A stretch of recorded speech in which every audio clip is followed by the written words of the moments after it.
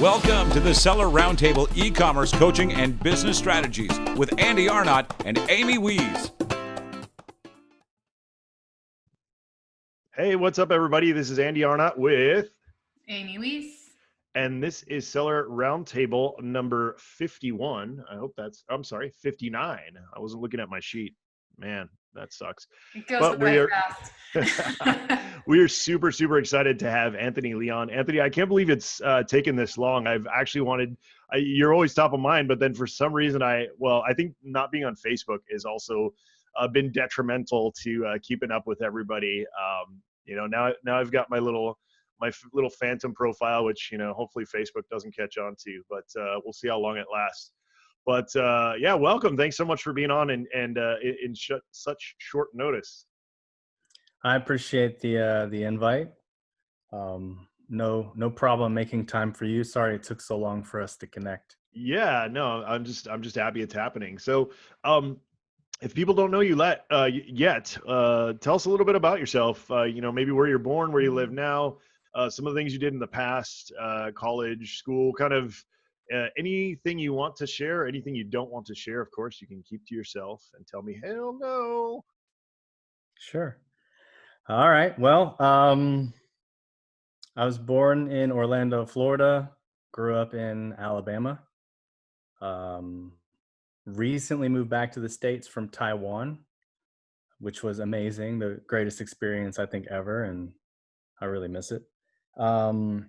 My background with regard to Amazon and e-commerce, in 2014, I accidentally stumbled on a video from Ryan Moran talking about Amazing Selling Machine.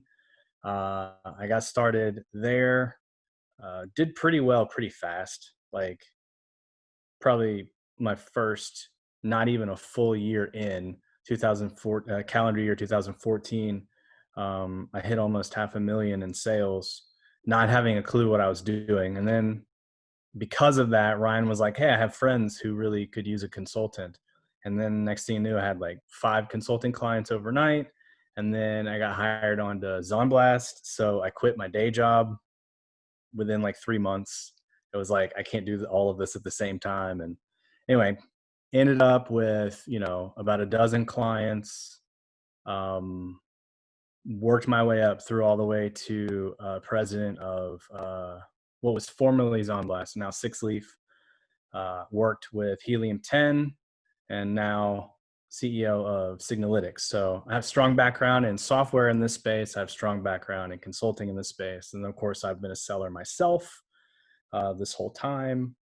You had asked about education. So my education probably maps really close to this. I'm a high school dropout. So there you go. Hey, no judgment there. With the way schools are nowadays, you probably did yourself a favor. Possibly. I might have done things a little differently had I known. I feel like some of my learning curve has taken longer than I want it to, but ultimately I'm in a good place. So yeah, at any rate, I think I covered everything there. Yeah, let me know if you need any gaps filled. Yeah, no, that's perfect.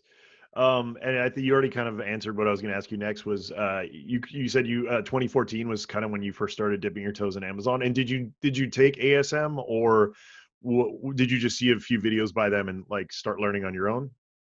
No, so I actually paid for ASM. I took ASM. The thing is I was one of the first people to sign up for ASM 3, and they weren't launching for like 2 months. It was like, you have to wait until the first videos come out. And I didn't feel like I had time for that. And to be perfectly honest, the only reason I signed up for ASM was because Ryan had a Facebook group called The Tribe. And he was basically like, I work with people who sign up closely, and I wanted access to him. Yeah. So I signed up and basically jumped ahead of everybody because I went and started reading up on importing myself. I started talking to suppliers myself. So by the time like ASM opened and everybody was looking at the modules about like, how do I contact my first supplier? I was like, yeah, my first inventory order is already on the ocean. And they were like, How did that happen? Did you get like videos leaked? It's like, no, I literally just went and bought a couple of ebooks and figured it out. Right. Yeah. Which, I mean, courses are fantastic, but there's there's so many great resources out there these days. Courses are kind of a shortcut, but you can always get started without them. There's so many podcasts, YouTube people. I mean, it's hard to kind of gauge, who's right, who's not. Everybody's got, a different opinion. Everybody does things a little bit differently. So that's always kind of hard to navigate. But I love that nowadays, even back, when I started 2011, there was nothing. I mean, in 2014, there was a little bit, and now there's tons. I mean, the kind of things that you can learn now, the free content that is available now is unbelievable, especially like some of the stuff you're putting out on TikTok. And, we pretty much don't hold anything, in secret here. Either. We're just sharing everything that works, and so I think that's kind of a cool place that we've started to go to.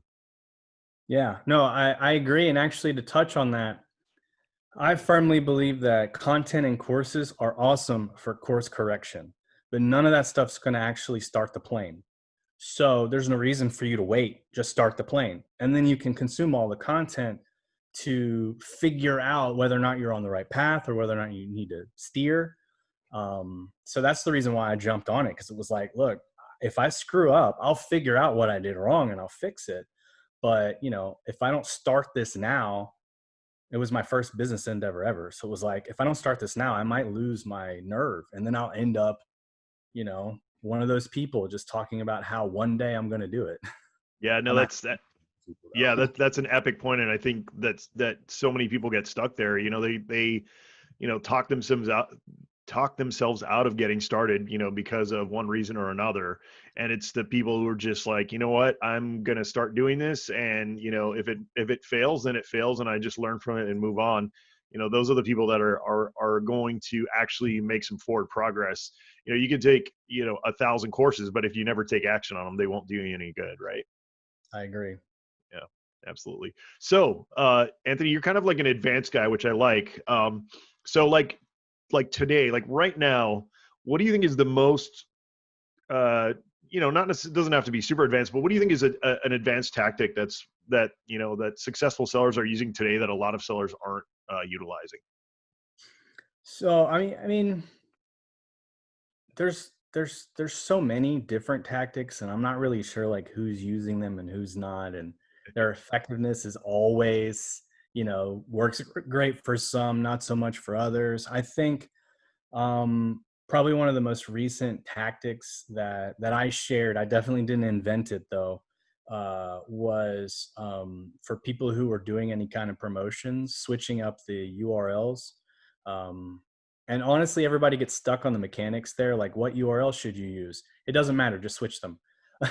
Like, that was the magic of the lesson. The tactic is to start making it look like you have multiple traffic streams, and your marketing is mixed up through various channels.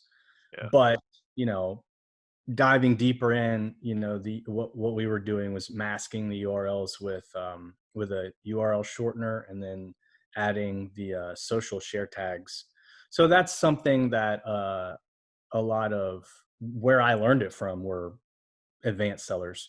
That's something that a lot of the advanced sellers are kind of doing in their promotions right now. Yeah, I love that. And yeah, we've been sharing that for a while about using diverse traffic, right? You want to send, especially like for a launch, right? You want to send as much diverse traffic to Amazon as possible to make it look as natural and organic as possible. Whether it's different URLs, different sources, Facebook ads, Google ads, Pinterest. I mean, there's so many ways to get the word out now. Influencers. That's such a great point, and I think that a lot of people still to this day are not utilizing offsite traffic, which I feel like in 2020 is, if you're not doing that, you're going to have a really, really hard time competing, because people like you and me are, utilizing those types of tactics, to get our products out there. I know I recently saw you talking about Etsy. Etsy's actually a marketplace that I've started to go really strong on lately, because there's so many people I didn't realize this until I really started digging in. Like, Etsy's an amazing marketplace. One of the reasons is, unless you've got a super old Amazon account like Amy, you don't get paid out daily, which on Etsy after 90 days you do. And even before 90 days, you get paid out every 3 days, which is epic, because then you can take that money and reinvest right away into, either more product, new product, things like that. Any other marketplaces that you're kind of diving into or seeing opportunity in? Yeah, I'm a really big advocate of these little app-based selling apps. I feel like these are the stepping stones to the direction that all e-commerce is eventually going to move into. So I actually sell stuff actively on Mercari. I've Hmm. attempted to on Poshmark, but Poshmark has like a social element that I haven't quite figured out how to get into. I think a lot of it is more like female fashion forward, and I can't even wrap my head around how to participate in that. Right. I have stuff listed on Poshmark. It doesn't sell though, but I know that some people have had a lot of success with it. But yeah, so and then I played around a little bit with Let Go, but that's more obviously that won't work right now because that's more you go somewhere and you meet somebody, and right now we're trying to keep that distance. Right. Uh, but yeah, but Mercari's been fun because I actually do post stuff regularly, and then and it sells.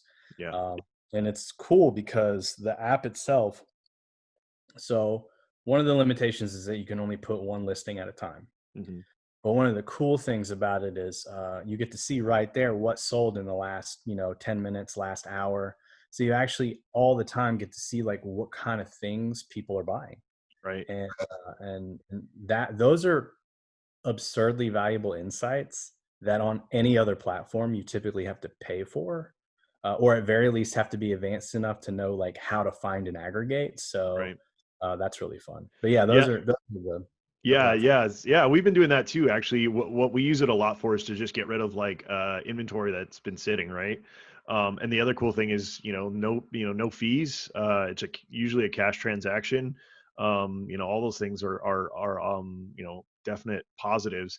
And like you mentioned, it is neat how you can get kind of that instant feedback on what's selling. The other cool thing going back to Etsy that we've noticed is that like the data on Etsy, they've rolled out some new analytics and things like that. And what I can tell is the average seller on Etsy is not super advanced, right? It's a lot of like artists and people who might not be super versed on, marketing, things like that. Not a bash, if you're an artist, the chances of you being into that might be less than, geeks like me who like, watch videos hours a day, a video about, how to market, how to sell, how to, avatars, et cetera, et cetera, et cetera. So that's why I love to those types of alternative platforms because they're so far behind Amazon in terms of sophistication of the seller that there's tons and tons of opportunities. Yeah, no, I actually am really excited about the data from Etsy too, just because that is another one of those things that kind of lets you get a pulse of the marketplace in general. I subscribe to a software, very rudimentary. Gosh, I almost wish they would let me on their team so I could just tell them how to make it even better. But it's it's So is it analytics. E-Rank? Right. Yeah. Yeah, Yeah. yeah. And so I'm watching like all the biggest sellers over the period of, yesterday, seeing what's going on right now. A lot of the data, I won't say it's skewed because it's very relevant, but a lot of the data is, people who are making face masks are making a killing right now on Etsy. Yeah. Like, I don't know if now would be too late to jump into that, but I know that a month ago, everybody that did is, I mean, like Amazon level numbers is Yeah. what they're selling, which is absurd, right? Yeah. Because so it's really cool to though to kind of see like this, they're seeing unprecedented growth, up 71% from last year. Yep. So I feel like Etsy's going to become a contender. It And is well, like I said, the way they treat their sellers. I mean, just my last few months of interactions with their team and things like that. They're extremely pro seller, which Mhm. is so refreshing coming from Amazon.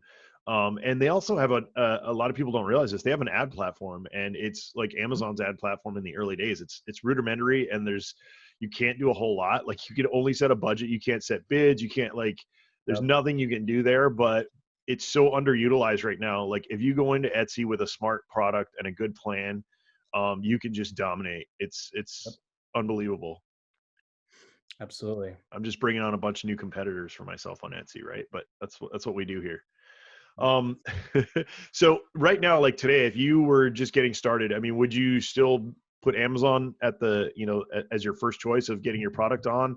Would you be looking at, some of these alternative things? Would you be looking at like Shopify with the, there's rumblings about that shop app, turning into like a marketplace. Like, where would you put your energy if you were launching today? So, I mean, that's an excellent question, especially considering the fact that I'm like just put down a deposit for the first order of a brand new brand. So I'll actually be going through these steps. I think it all depends on your budget. Basically, I'm a firm believer at this point in testing everything, right? I didn't used to be as much in the past. I was very, very like pro everything Amazon, like do your research and go all in.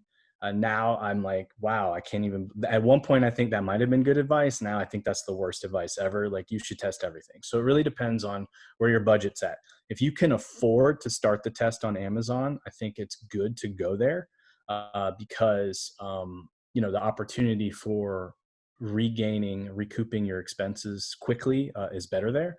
But if you're working with a super low budget and you're worried, then I would suggest playing around with these other marketplaces first to test and prove the concept, because it'll take a lot less money. So I'm talking about, instead of going all, bulk order Alibaba, go to AliExpress and order 50 units. And then go to these little platforms and try to sell through them. If you sell through them, then hey, guess what? That just proves your concept. If you have the budget to skip that, then you want to go in with maybe closer to 100, 200, 300, 500 units, go right to Amazon and then start putting a massive budget into PPC so you can gather data and test that way. The other platforms are there too in the event that it doesn't work. You don't want to lose all that money. You can, liquidate through all these channels. But I think Amazon's still a good place to start. But just to tell you what I'm literally in the process of setting up right now, going to do Amazon, but we are not going to put it all in FBA. We're actually going to get a separate third-party logistics partner, one that doesn't charge long-term storage fees, because they actually have, a warehouse that they want to use as warehousing. So find a third-party logistics partner, put most of the inventory there, send into FBA as needed, but hook that up also to Shopify. Because at this point now more than ever, I think it's extremely important to be omnipresent in the marketplace. So we're going to Shopify, we're going to eBay, and I'm going to try and redo what I did with my previous brand with opening up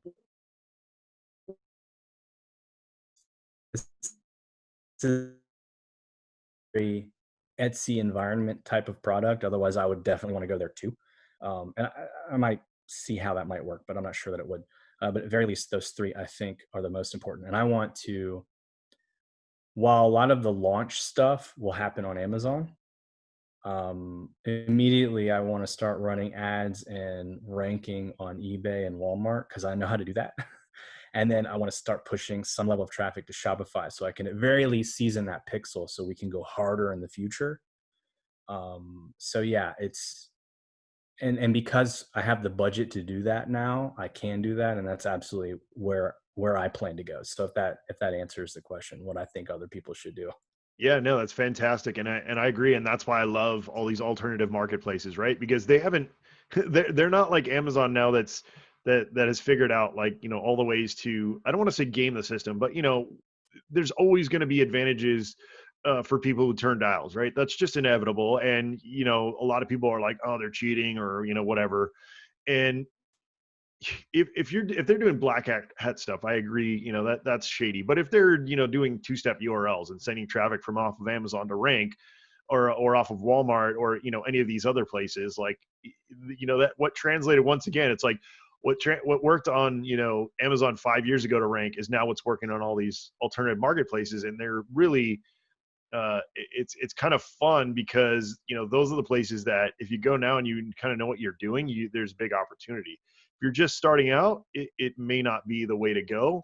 But if you kind of know what you're doing, then there's a lot of opportunity there. Yeah. Even for people who are just starting out though, I definitely recommend Amazon and your own website. Yeah, absolutely. I'm Yeah. always preaching like have your own website too. And the reason because, you know, you want a Facebook pixel there, you want a Google pixel there, you want to gather data, you're going to need it, you know, and there's so many other, they're just very complementary. Like one of my favorite things that I tell people when they're like, okay, I'm going to push ad traffic to my website. Should I focus on that or just put all the budget in Amazon? And I'm like, do both. But when you're pushing to your website, one of the things you want to do is focus heavily on like setting up the process for re-engaging for cart abandonment. And then when you do that, tell people, hey, you know, I saw you didn't buy. Maybe you want to check this out on our Amazon store. Because 9 times out of 10, the reason they didn't buy from you on your Shopify site is because they don't know you and they don't trust you, but they trust Amazon. So you could recover so many sales that way. So these are the types of things that can only happen when you are on both platforms. Yeah, that's a great point. And something that we have done in the past is put 2 buttons on your website on your page, right? So like buy direct for, you know, $19.97 or buy on Amazon for $22.97. Here, click the little Amazon button, which is a 2-step URL that goes to Amazon, and then you get that little bit of rank juice, and then you also get, you know, you're paying for your Amazon fees because you're giving the incentive to buy direct at cheaper, but if they don't want to do that, they can pay the premium to go to Amazon and get it, you know, Prime and have that trust and all that. So that's another kind of fun trick to do. Awesome.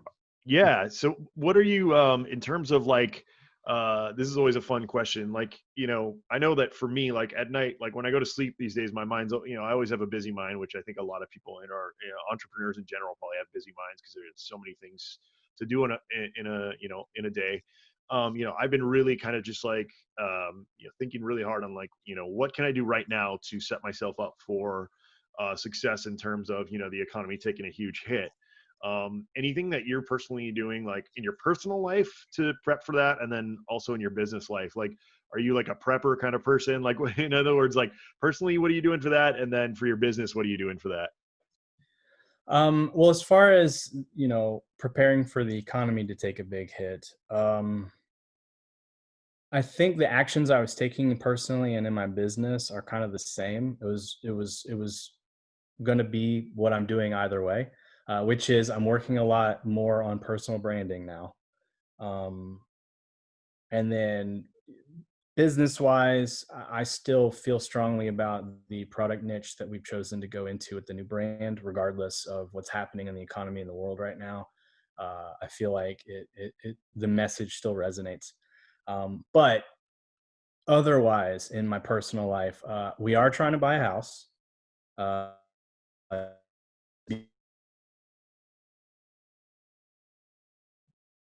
right? It's going to become more and more a buyer's market as unemployment stifles people's ability to move around in real estate as much as they'd like. So that's definitely one thing. I feel like just like a lot of people invested in stocks as they went down, I feel like a smart move whenever I mean, the writing's on the wall. Like we see the economy is going to take a hit. We're going to have this recession that everybody keeps talking about. Like it's happening. Right. So I think a smart thing to do is to invest where you can, where you're confident that, you know, recovery will occur. And so that's definitely one hedge that we're doing. Now is a good time to go ahead and pull the trigger. Originally, we were going to wait, I think, and not buy this particular house we're talking about buying until 2 years from now. But it's like, okay, well, I don't think that's a good idea now. Let's go ahead and get it. So if that answers your question. Yeah. So you broke up a little bit when you were saying, was it in California or? No, we're buying in Texas. We're going to buy near Lake Travis. Cool. Well, we've been talking a lot about Texas lately as well. I'm afraid that Texas is just going to get completely overcrowded because everybody is talking about going to Texas and some of these other states that seem to be a little more, you know, business friendly and a little more free in terms of liberties and things like that. At least we're concerned about that. Texas, yeah. So yeah, I definitely, yeah. I mean, more There's and more no people. beach here, Andy. That's the only Yeah, sad thing. that So is an the good issue. news is when you live in Texas, you can afford, like I moved from Hawaii to Texas. I was living in Honolulu, And I bought a house in Hawaii and I moved here and I was like, good God, I can buy a shopping mall.